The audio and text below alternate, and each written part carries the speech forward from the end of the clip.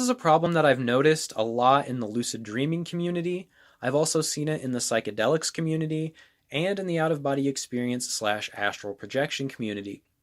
And it's to do with people too readily believing in the objectivity of their experiences.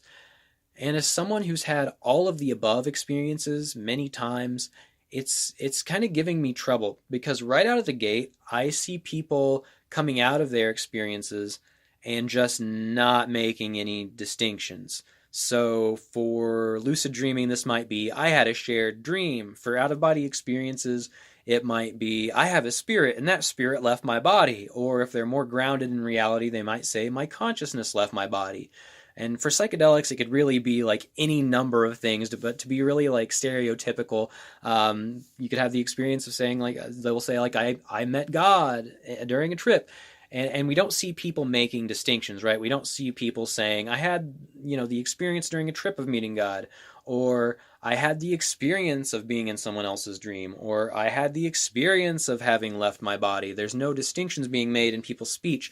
And it leads one to wonder, are you not making distinctions because you want to be provocative?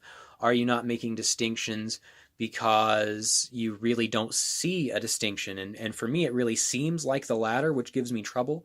But as well, obviously, there is a third option, which is there are certain people who profit off of not making a distinction or indeed affirming what we can very, with a lot of certainty, say is not happening, right? But I don't want to discount people's experiences ever, because like I said, I've had all of these experiences and I'm an atheist, and I will be the first person to tell you that like these are some profound, personally meaningful, insightful, truthful experiences that one can have about themselves. And it just bothers me that with everything we know about the mind today, people are still not making that distinction and still wanting there to be some space in which this can occur, when pretty much the consensus in science and fucking physics, particle physics, quantum mechanics, the consensus is that we've illuminated all of the dark spaces through which these sorts of mechanics could be hiding. And like, we know that our minds are powerful. We know that we can have an experience of something occurring just as real to the experiencer as the experience I'm having right now. But that experience could occur only within the mind alone, right?